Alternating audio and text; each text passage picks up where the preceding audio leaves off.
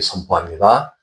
하늘에 계신 우리 아버지여, 이름이 거룩히 여김을 받으시오며 나라 임하옵시며 뜻이 하늘에서 이룬 것 같이 땅에서도 이루어지이다. 오늘날 우리에게 일용할 양식을 주옵시고 우리가 우리에게 죄 지은 자를 사해 준 것 같이 우리 죄를 사해 주옵시고 우리를 시험에 들게 하지 마옵시고 다만 악에서 구하옵소서. 나라와 권세와 영광이 아버지께 영원히 쌓옵나이다. 아멘. 약속의 말씀 시작. 표대를 향하여 그리스도 예수 안에서 하나님이 위에서 부르신 부름의 상을 위하여 달려가노라. 아멘. 네, 오늘 우리에게 주시는 하나님 말씀은 마태복음 1장 18절에서 21절까지입니다. 마태복음 1장 18절에서 21절까지 한 절씩 교독하겠습니다. 예수 그리스도의 나심은 이러하니라. 그의 어머니 마리아가 요셉과 약혼하고 동거하기 전에 성령으로 잉태된 것이 나타났더니 그의 남편 요셉은 의로운 사람이라 그를 드러내지 아니하고 가만히 끊고자 하여 이 일을 생각할 때 주의 사자가 현문하여 이르되 다윗의 자손 요셉아 내 아내 마리아 데려오기를 무서워하지 말라. 그에게 잉태된 자는 성령으로 된 것이라. 아들을 낳으리니 이름을 예수라 하라. 이는 그가 자기 백성을 그들의 죄에서 구원할 자이심이라 하니라. 아멘. 오늘 마태복음 강의 두 번째 시간으로 왕의 오심을 준비하는 자들, 이런 제목으로 하나님의 말씀을 선포하겠습니다. 오늘 우리가 읽은 본문에 보면 마리아와 요셉의 일이 나와 있죠. 이들은 왕의 오심을 준비하면서 섬기는 자의 모델입니다. 이 마리아가 이 수태고지를 통해서 이제 바로 왕 되시는 메시아를 잉태하는 일에 자기 몸을 드린다는 것은 이거는 쉬운 일이 아니죠. 그래서 마리아는 소위 이 생명의 씨를 낳는 일을 위해서 자신을 헌신한 인물이에요. 그래서 우리가 이 구속사의 아주 중요한 주제는 이 sonship과 kingship이란 말을 썼죠. 하나님 나라의 씨가 퍼뜨려지고 그것이 이제 이 세상을 지배하며 하나님 나라가 통치하는 그 모델이 이 구속사의 모델인데 바로 마리아가 그 씨의 첫 관문을 열어놓은 바로 sonship을 준비시킨 인물입니다. 얼마나 이게 중요한 일인지 모르죠. 그래서 이 수태고지를 했을 때 천사의 방문을 받고 마리아가 한 그 본문이 바로 누가복음 1장 38절에 나옵니다. 한번 같이 읽어볼까요? 시작. 마리아가 이르되 주의 여종이오니 말씀대로 내게 이루어지이다 하며 천사가 떠나가니라. 이 어마어마한 하나님의 그 경륜을 이루는 그 역사의 예언을 선포하고 그에게 초청을 했을 때 마리아는 한마디로 나는 주의 여종입니다. 말씀대로 내게 이루어지길 원합니다. 그 여종이란 말, 그 뒤에 넘겨보시면 그 헬라어로 저것이 이제 뚫레라는 단어인데 남성형 뚫로스고 여성형이 뚫레예요. 그러니까 여성으로서 여자 노예다 이런 뜻이에요. 내가 노예인데 무슨 하나님의 계획과 하나님의 초청에 거부할 일이 있겠습니까? 내 마음을 마음대로 쓰세요. 나는 주님의 노예입니다. 나를 원하는 대로 쓰세요. 이 고백이 얼마나 이게 믿음의 고백이면서 위험한 고백인지 모릅니다. 그 당시에 처녀가 아이를 낳았다는 이건 상상치 못할 환란이 오게 됩니다. 잘못하면 돌에 맞아 죽을 수도 있어요. 요즘처럼 이렇게 처녀가 막 애를 낳아도 뭐 크게 이렇게 문제 안 되는 그런 시절이 아니에요. 어마어마한 이거는 위험을 감수한 고백이라는 거죠. 내가 죽기로 각오할 테니까 마음껏 내 몸을 쓰세요. 그래서 그 영광의 그 메시아, 바로 그분의 씨를 내가 잉태해서 이 땅에 태어나게 하겠습니다. 이 고백이거든요. 그의 남편은 어떤 분이었나? 그 남편 요셉은 이제 사실상 참 의로운 자다 이런 표현을 했는데 요셉이 또 없으면 안 돼요. 요셉이 철저하게 이런 모든 위기와 어려움에서 방패막이가 되어줘야 됩니다. 왜냐하면 그 생명의 씨가 탄생해서 구속사를 이루는 바로 메시아의 탄생 이후에 요셉이 그걸 돌봐주지 않으면, 양육하지 않으면 그 어마어마한 또 위험이 생기게 되죠. 그래서 요셉이 한 일은 이 메시아를 탄생시키고 양육하는 위하여 자신이 헌신한 거예요. 곧 이 킹십을 이 땅에 이루기 위한 그런 양육의 모델입니다. 그래서 그 한마디로 요셉을 표현할 때 의론자라고 얘기한 저 히브리어는 짜디크라는 단어인데, 저 말은 이제 어떤 뭐 성품을 얘기할 때 있어서 뭐 이렇게 의로운 행위를 많이 했다 이런 개념보다는 하나님의 의로운 성품을 닮은 자예요. 그를 보면 그에게 하나님의 성품이 보인다는 거예요.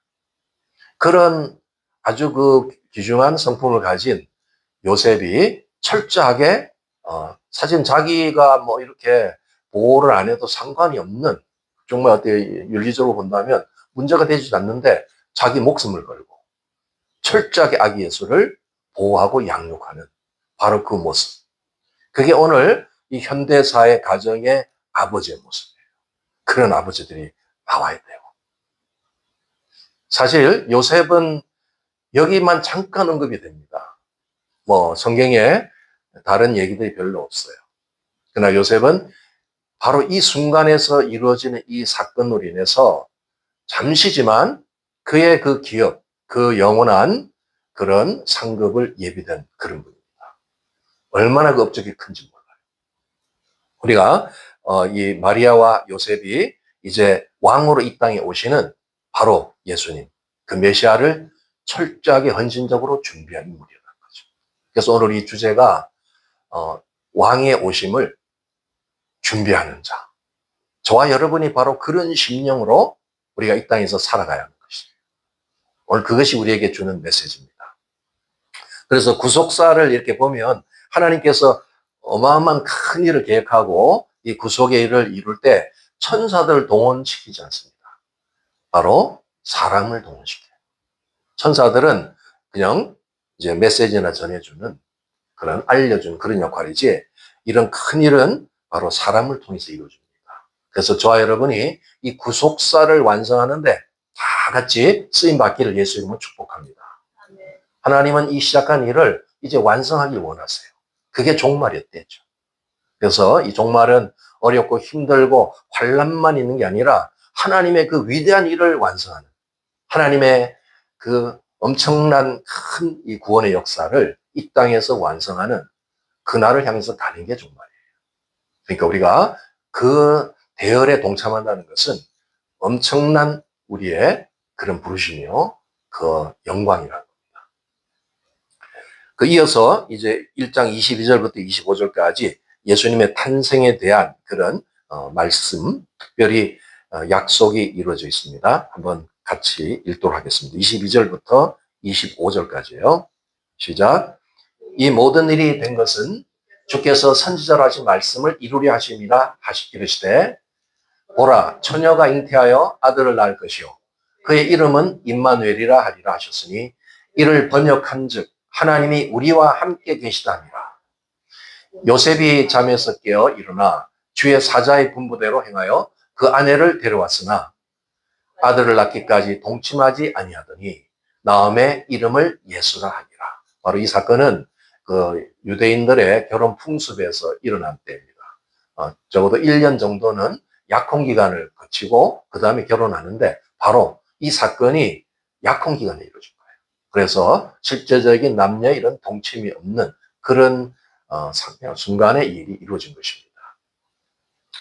여기 지금 예수님의 이름, 예수님이 이 땅에 오셔서 여러 이름을 갖게 되는데 그 이름을 통해서 예수님의 그 본체가 어떤 분인가, 또 그가 하실 앞으로의 사역은 어떤 건가, 이름에 다 있습니다.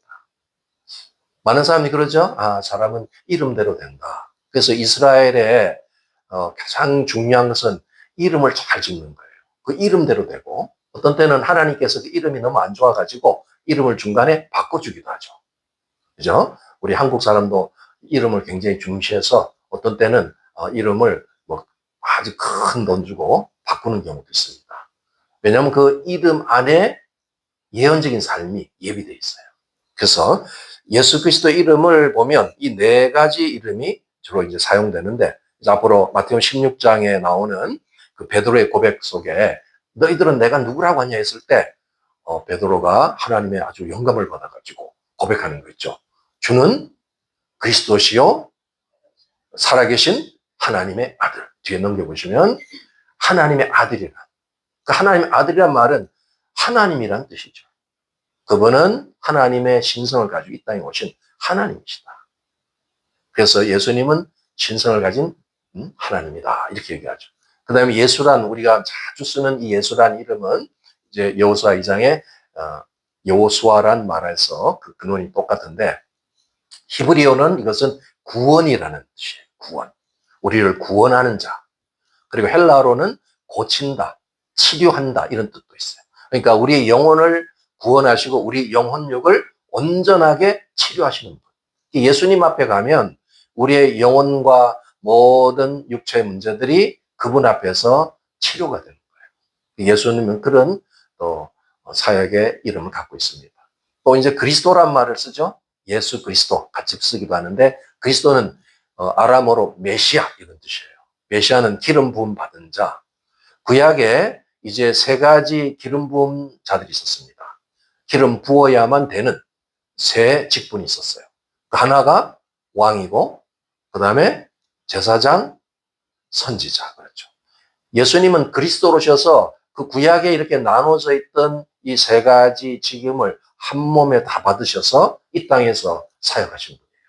그분은 왕 같기도 하고 제사장 같기도 하고 때로는 선지자 같기도 하고, 그 사역을 기름 부어서 하시는 사명을 가지고 있었어요. 그게 그리스도라는 이름이고, 이제 여기 나와 있는 임마누엘, 23절에 나와 있는 임마누엘은 바로 God with us. 하나님이 우리와 함께 하신다. 이 죄악 많은 이 땅, 정말 소망 없는 이 땅에 이 죄인들을 구원하시기 위해서 이 땅에 오셔서 친히 오시고 그 죄인들, 우리들과 함께 계신 분이다. 그를 통해서 이제 온전한 구원의 삶이 열리는 이런 이름들을 갖고 있어요. 그래서 우리가 때로는 이제 그분의 특성을 위해서 이름을 부르는데, 우리가 기도할 때 뭐 이런 이름을 또 골고루 부를 수가 있죠. 근데 이게 다 이 땅에 오셔서 예비된 구속자를 이루는 그 명예로운 이름들입니다. 예수님께서 이제 이 모든 약속을 이루는 그 메시아로서 이 땅에 오실 이때가 어떤 때인가? 유대인들로 봐서는 이스라엘이 아주 참혹한 때입니다. 소망이 없는 때. 너무나 오랜 세월 이제 식민지 생활을 했어요. 로마의 지배를 받고 이제 신앙과 재정과 이 정신적으로 아주 피폐해질도록 피폐해질 때. 그리고 가장 가난하고 기근이 심했던 그런 때에 바로 예수님 오십니다. 하나님께서는 어떤 일을 하실 때에 그 때를 보고 일하세요. 근데 이때는 정말 이제 메시아가 오지 않으면 안 되는 바로 그 약속을 완성해야 될 그때 오시는 거죠. 저와 여러분에게도 예수님께서 찾아오실 때가 있었습니다. 다 개인적으로 그런 경험을 하셨기 때문에 이 자리에 있는 겁니다. 우리 각자의 인생의 어려운 문제들, 아픔의 문제, 고통의 문제가 있었을 때 바로 예수님이 찾아오신 거예요. 그래서 우리가 그 예수님을 만나게 되었고, 그래서 우리가 구원받고 영원한 생명, 또 이 땅에 축복된 삶을 살 수 있게 된 겁니다. 그래서 우리 인생은 결국 예수님을 만나서 그분을 우리의 왕과 또 구주로 이렇게 모셔드릴 때, 그분을 신뢰하고 모셔드릴 때 모든 근본적인 문제가 해방되는 거예요. 그래서 그분은 그런 놀라운 계획을 갖고 오신 분이죠. 이것은 우리 개인에게 뿐만 아니라 온 인류, 지금 이 땅의 불신 영혼들에게도 이것이 귀한 기쁜 소식이 되어서 저들을 방하고 헤매고 소망 없이 이제 죽음은 영원한 그 심판, 죄의 심판으로 이제 지옥으로 갈 수밖에 없는 저 영혼들에게 정말 살릴 수 있는 바로 그 메시지. 그게 오늘 우리에게 주어진 이 복음의 메시지죠. 우리도 이것을 누릴 뿐만 아니라 이걸 우리 주변에 계속해서 이거 전파해가지고 모두가 예수 그리스도에 의해서 구원받는, 그래서 하나님의 백성이 되는, 또 자녀가 되는 이런 일이 일어나길 축복합니다. 그래서 결국 예수님은 우리의 모든 문제 해결자시라는 거야. 믿습니까? 그래서 주님께 나가셔야 돼요. 우리가 신앙생활을 해도 또 때로는 어떤 문제들이 올 수도 있죠. 그럴 때 그 문제 해결사이신 예수님 앞에 머무르고 그분의 음성과 지도를 받고 인도를 받을 때 그 문제에서 헤어나게 됩니다. 1장 이렇게 해서 마무리가 되고 이제 2장으로 넘어가 보면 2장 1절부터 3절까지 한번 같이 읽도록 하겠습니다.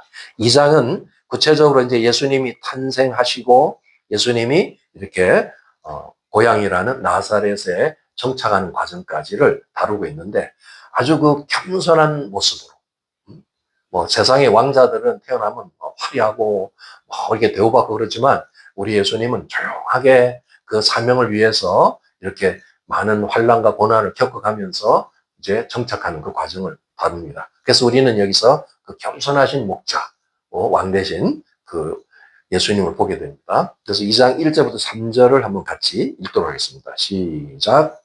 헤로드 왕 때에 예수께서 유대 베들레헴에서 나심에 동방으로부터 박사들이 예루살렘에 이르러 말하되 유대인의 왕으로 나신 이가 어디 계시냐? 우리가 동방에서 그의 별을 보고 그에게 경배하러 왔노라 하니 헤로드 왕과 온 예루살렘이 듣고 소동한지라. 그래서 쭉 여러분이 뒤에 스토리는 잘 아시니까 중간중간 제가 설명하겠습니다.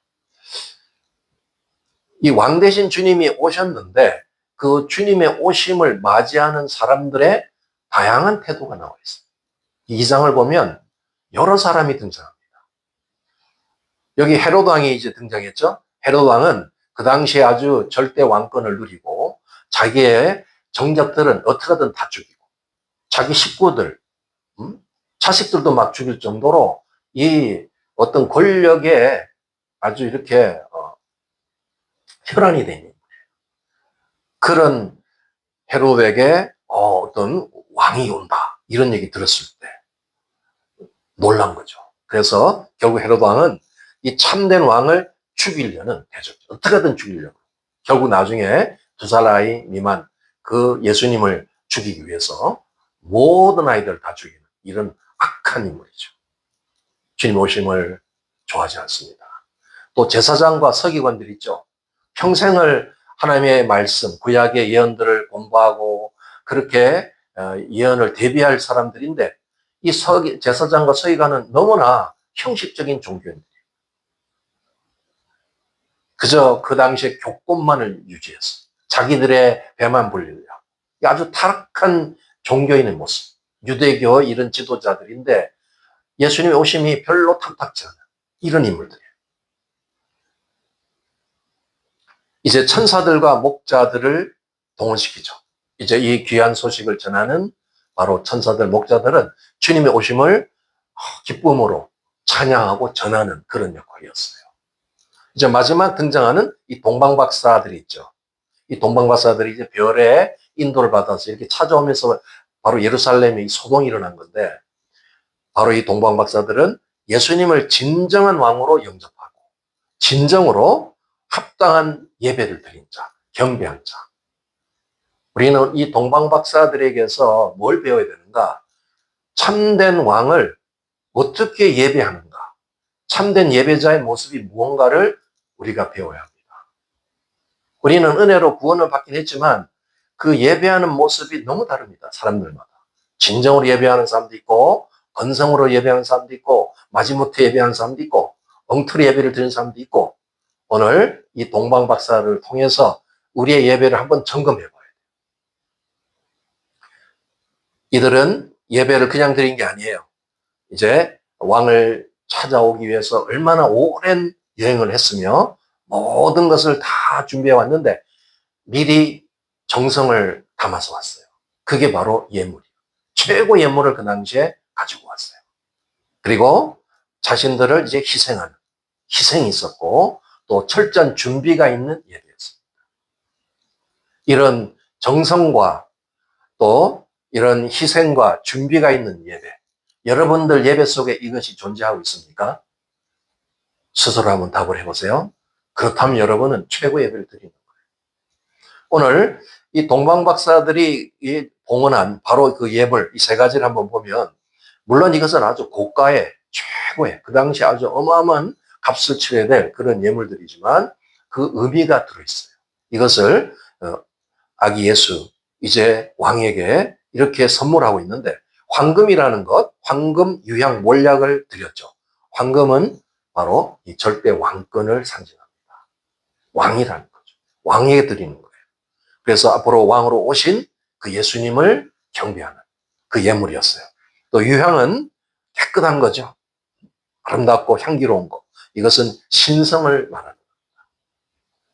의로운 거, 신성. 그래서 제사장으로 오셔서 모든 더러운 이 죄악을 다 없애고 구원해내시는 그 아름다운 주님을 이제 상징하는 거예요.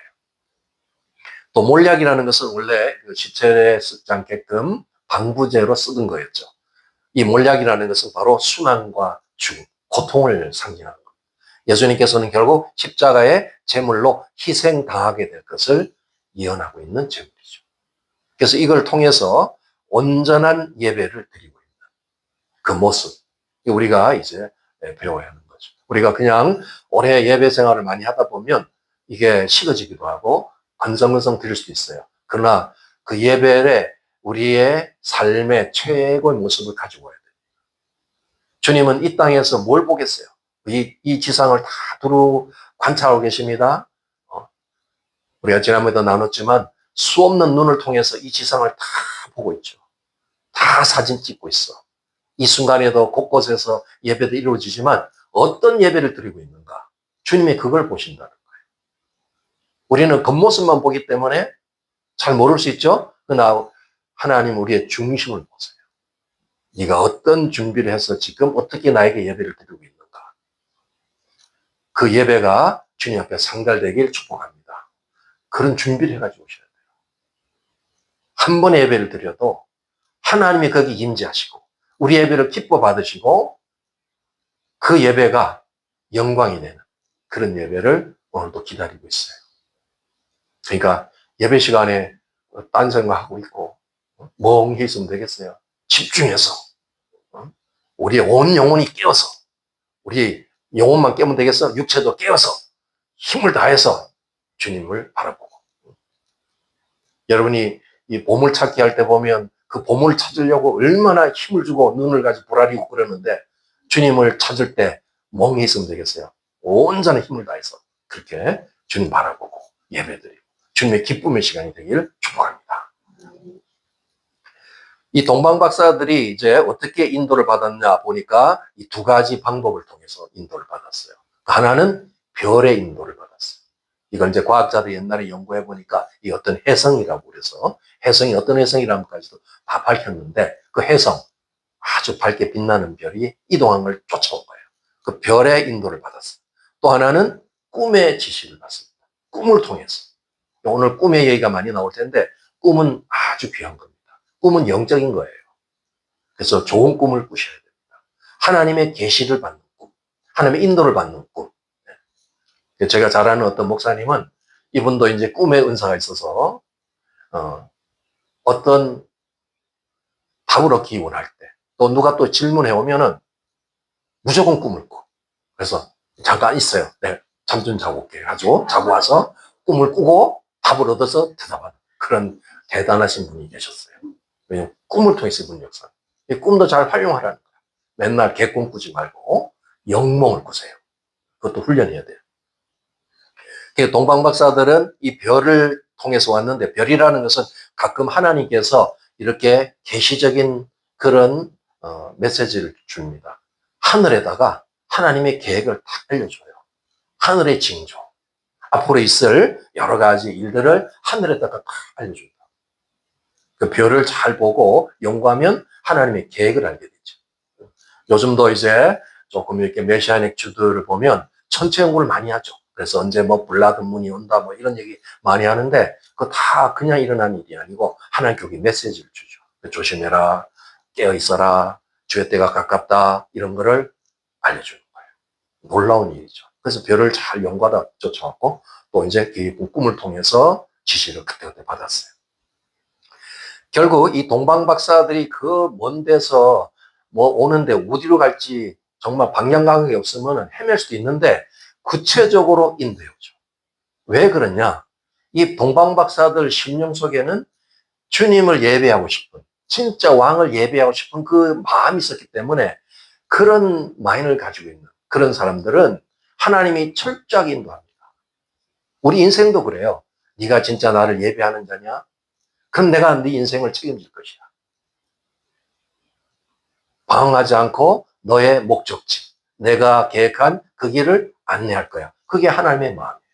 그래서 동방박사들처럼 예배 자체가 나의 삶의 목적이 되는 이 사람들의 인생은 하나님께서 끝까지 책임지시고 인도하십니다. 아멘. 그 여러분이 하나님 마음에 들어야 돼요. 하나님 마음에 드는 거는 나를 좀 이쁘게 꾸며서 좀 이렇게 화장도 이쁘게 하면 마음에 들까? 그게 아니고 주님의 마음에 드는 가장 중요한 방법을 오늘 알려줬죠. 예배를 통해서 주님의 마음에 들어요. 예배 그래서 어떤 데는 목숨을 걸라고 그러는 거야. 예배를 시시하게 이렇게 하지 말고 잘못된 습성. 사단은 여러분한테 이상한 나쁜 습성을 줘서 예배를 망치게 만드는 거예요. 우리가 이제 한 주의 삶을 이제 주일부터 시작해가지고 한 주를 시작할 때 이 주일 예배가 얼마나 중요한지 깨달아야 돼요. 주일날 주님하고 긴밀한 만남 속에서 거기서 힘을 얻고 하나님의 축복을 받아야 돼. 하나님이 연락받는 예배를 드려야 한 주의 삶이 형통할 수 있어. 그런 사람을 인도해 가시기 때문에 그래요. 그러니까 좀 여러분이 이제 자신을 오늘 성찰하고 내가 예배가 너무 좀 요즘에 많이 흐트러졌다. 이런 분들은 깨어서 다시 자기 예배의 삶을 회복시켜야 돼요. 하나님 우리를 구원한 많은 목적이 있지만 그 중에서 하나님을 예배하는 자를 원했다는 거예요. 그런 자를 불러낸 거예요. 사실 여기 이제 별의 얘기가 나오는데 별을 따라왔지만 사실 예수님 자신이 별이에요. 뒤에 넘겨보시면 예수님이 곳곳에 이제 이 별이라는 그런 얘기들이 나오고 있는데, 이제 9절서부터 쭉 있는데, 그거는 뒤로 넘겨보세요. 9절, 10절, 11절.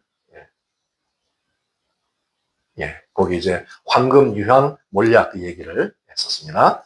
이렇게 해서 이제 예배 드렸고, 예수님 자신이 별에 대한 어떤 그 계시적인 말씀들이 있는데, 그 민수기, 넘겨보시면, 더 넘기세요. 예, 민수기 24장 17절에 보면, 야곱의 지파에서 나온 한 별.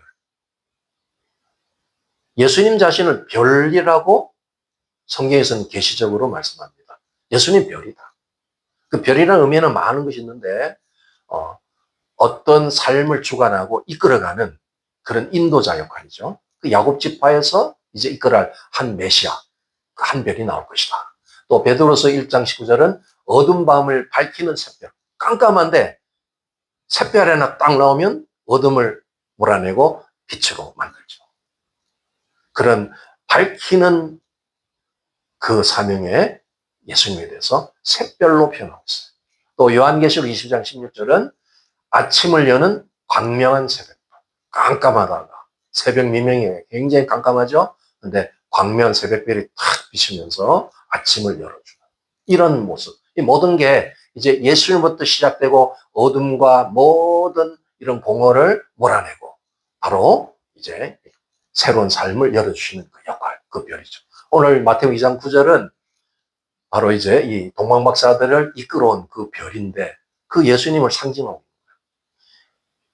방하고 헤맬 수 있는 그 인생들을 분명한 목적지로 안내하는 인생의 방향을 알려주는 소망의 별.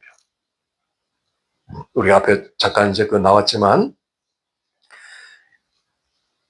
동방박사들이 저 별이 탁 와서 그 안내를 했을 때 너무 기뻐한 거예요. 그 별의 안내도 기뻐했지만 거기에 목적지에 와서 왕을 만났잖아요. 그러니까 크게 기뻐하고 기뻐하더라. 별을 보고 그들이 별을 보고 그렇게 해서 안내를 받았는데 자기들이 어디 가서 어떻게 뭐 방황할 수도 있지만 구체적으로 별이 와서 딱 안내하고 별 대신 우리 아기 예수님을 만나게 된 거. 이게 아주 연관이 딱 있는 거예요. 예수님은 우리의 별이 돼야 돼요. 우리의 삶을 이끌어주는 별이 돼야 되고 예수님 자신이 별이라는 사실을 반드시 기억해야 됩니다. 그런데 어떤 사람들은 자기가 별이 됐어. 자기가 스타야. 별이 다른 말로 하면 스타잖아요. 스타. 우리는 그 스타가 되는 게 아니라 스타이신 예수님을 따라가는 거예요. 예수님 안내를 받아서 스타를 높여야지. 예수님을 높여야 되는데 자기가 스타야. 그래서 자기가 왕이 되고 별 이상한 종교 현상들이 지금 일어나고 있어요. 이거는 자성해야 됩니다. 지금 교회 어떤 직분자든 뭐 명성을 나타내는 많은 사역자든 언제나 조심해야 될 게 바로 스타가 되면 안 돼요. 스타가 되면 저 말을 이렇게 천천히 풀면 스스로 타락하는 게 스타야. 스타가 그 말이에요. 하나님, 우리 예수님이 스타가 돼야지. 사람이 스타가 되면 결국 그 사람은 스스로 망해요. 그러니까 그런 일이 없도록. 그래서 이 세례 요한, 침례 요한이 얼마나 겸손한 사람인지 바로 한 6개월 먼저 예수님의 그 메시아기를 예비했는데도 처음부터 끝까지 이분은 정말 순수하고 겸손한 삶이에요. 그래서 요한복음 3장 30절 이제 한번 같이 읽겠습니다. 시작. 그는 흥하여야 하겠고 나는 쇠하여야 하리라 하니라. 이 말이 얼마나 이게 정말 겸손을 표현하는 말인지 몰라요. 사실 세례 요한이 없으면 예수님의 그 제자도 이렇게 연결되기 어렵습니다. 많은 세례 요한의 제자들이 나중에 예수님의 제자가 돼. 우리가 생각할 때 자기가 애써서 막 훈련시켜가지고 제자 삼았는데 갑자기 떠나가지고 예수님이 더 이제 훌륭하다 그래요. 떠나면은 그 심령이 어떻겠어요? 그런데 세례 요한은 그런 마음이 전혀 없어요. 가서 섬겨라. 가서. 그분은 나는 그분 신발끈도 매기 어려운 정도. 그분은 나하고는 비교 안 되는 사람이니까 그 메시아인지 알아가지고 보내는 거죠. 그래서 그분은 흥하는 거야. 나는 쇠해. 그분은 계속해서 영광을 받을 뿐이고 나는 쇠퇴해도 상관없다. 이 겸손한 모델. 이게 저와 여러분 속에 있어야 됩니다. 물론 우리가 연약하고 또 뭐 이렇게 신앙생활을 어렵게 할 때는 저런 일이 별로 없는데 뭐가 좀 이렇게 잘 되고 뭐가 풀리고 이러면 사람이 금방 교만이 들어와. 그래가지고 자꾸 자기가 스타 되고 싶어가지고 그러면 안 됩니다. 계속 나는 겸손한 쪽입니다. 겸손. 이걸 놓고 이것이 기도 제목이 되고 지금 잘 겸손해야지 나중에도 여러분 훌륭하게 잘 될 때 다 되길 바라지만 그때도 겸손할 수가 있는 거예요. 오늘 이 모델을 통해서 온전한 예수님, 별이신 예수님을 끝까지 별되게 반짝반짝 빛나게 우리가 잘 섬기고 따라가고 우리 인생이 그분의 안내를 받고 놀라운 이런 열매 맺는 그런 시즌이 되기 바랍니다. 그 뒤에 이제 그 13절부터 이렇게 우리 한번 읽어보고 빨리빨리 지나갈게요. 시작. 그들이 떠난 후에 주의 사자가 요셉에게 현몽하여 이르되 헤롯이 아기를 찾아 죽이려 하니 일어나 아기와 그의 어머니를 데리고 애굽으로 피하여 내가 내게 이르기까지 거기 있으라 하시니. 여기 주목해야 할 단어 현몽이라는 단어를 주목해야 됩니다. 주의 사자 천사가 요셉에게 현몽 무슨 말이죠? 꿈에 나타나는 꿈에 말씀하는 거예요. 자, 또 보세요. 넘겨봅니다. 19절 헤롯이 죽은 후에 주의 사자가 애굽에서 요셉에게 현몽하여 이르되 또 천사가 나타났는데 애굽에서 요셉에게 또 현명 꿈으로 지시하는 거야. 자, 넘깁니다. 시작. 일어나 아기와 그 어머니를 데리고 이스라엘 땅으로 가라. 아기의 목숨을 찾던 자들이 죽었느니라 하시. 이제 헤롯 대왕서부터 모든 이런 교권자들, 방해하는 자들이 특별히 헤롯 왕이 죽었다. 이제는 본국으로 가라. 이제 그 지시를 받죠. 그래서 넘겨보시면 23절에 이제 정착하는 거예요. 시작. 나사렛이란 동네에 가서 사니 이는 선지자로 하신 말씀에 나사렛 사람이라 칭하려 하심을 이루려 함이로라. 이렇게 해서 이제 2장이 끝나게 되는데 이 부분은 이 아기 예수님을 철저하게 보호하는 거예요. 아기 예수님이 지금 노리는 악한 세력. 물론 그 뒤에는 사단의 세력이에요. 사단이 메시아 온 거를 좋아하지 않겠죠. 그 헤롯을 충동시켜가지고 죽이려 하니까 빨리 도망가라. 그래서 애굽으로 도망갔어요. 한동안 거기 살았던 거죠. 그러고 나서 헤롯이 죽고 이제 조용해지니까 다시 이제 가라. 왜냐하면 이스라엘 중심으로 오셔서 메시아의 사역을 시작해야 되기 때문에 본국으로 돌아오게 되죠. 그런 모든 과정에서 이제 갈릴리 지역의 나사렛에 정착하고 그래서 나사렛의 고향이 되는 이런 지금 얘기를 하고 있는 겁니다. 이 모든 것은 요셉이 철저하게 꿈의 지시를 받고 있어요. 그래서 요셉은 꿈의 사람이에요. 저도 요셉인데 그 요셉하고는 좀 다르지만 저도 꿈을 굉장히 중요시합니다. 꿈의 사람이에요. 요셉이라 이름을 붙일 사람들은 꿈을 잘 꿔야 돼. 그러지 않으면 요셉 이름 빼세요. 응?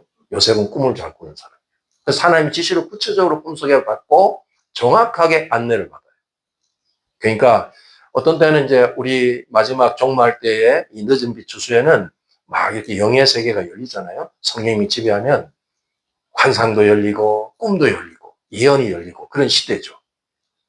근데 환상도 활성이 돼야 되고 이제 꿈도 활성이 돼야 돼요. 여러분은 그런 걸 사모하셔야 됩니다. 주님이 우리에게 말씀하시는 통로를 열어놓으셔야 돼요. 그래서 하나의 말씀을 통해서도 정확한 진리의 말씀을 전해주시지만 때로 우리의 어떤 삶을 인도할 때는 그런 꿈과 환상 이런 방법을 통하시기도 합니다.